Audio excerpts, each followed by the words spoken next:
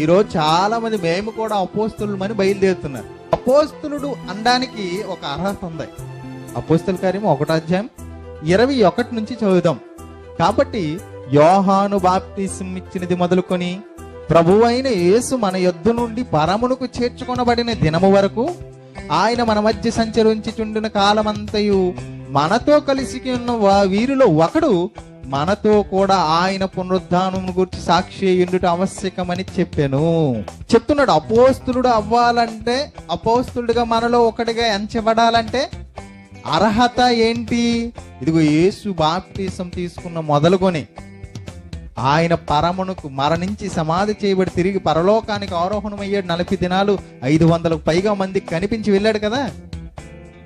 అంతవరకు ఎవరు యేసుక్రీస్తుతో ఉన్నారో, ఆ 3.5 సంవత్సరాలు యేసుక్రీస్తుతో ప్రయాణం చేశారో వారే అపోస్తులు అవుతారు. అపోస్తులుగా ఒక ఆయన తప్పిపోయాడు. ఎవరు?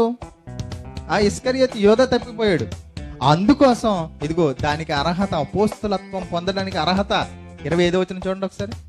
తన చోటికి పోవుటకు యోధ తప్పిపోయి పోగొట్టుకుని ఈ పరిచర్యలోను అపోస్తలత్వములోను పాలు పొందుటకు వీరిద్దరిలో నీవు ఏర్పరచుకున్న వారిని కనబరుచుమన్నది. అక్కడ అపోస్తుల్లో ఈ బాప్టిసం మొదలుకొని యేసు మరణం, ఆయన తిరిగి పరమునికి చేర్చుకునబడే వరకు ఇద్దరున్నారని అంట. అలాంటి వాళ్ళు అప్పుడు చీట్లు వేసి ప్రార్థన చేశారు. అయ్యా, ఇద్దరున్నారు అపోస్తులుగా, ఎవరు నియమించుకోలేదు ఇద్దరులో అంటే మత్తయి పేరిట చీటీ వచ్చింది. అంటే అపోస్తులు అవ్వాలంటే ఈ అర్హత ఖచ్చితంగా ఉండాలి. మరి నేను అపోస్తులని ఇప్పుడు ఎవడైనా బయలుదేరాడు అనుకో, మనం నమ్మొచ్చే వారిని? ఎందుకు? ఎక్కడి నుంచి ప్రారంభం అవ్వాలి వాళ్ళు?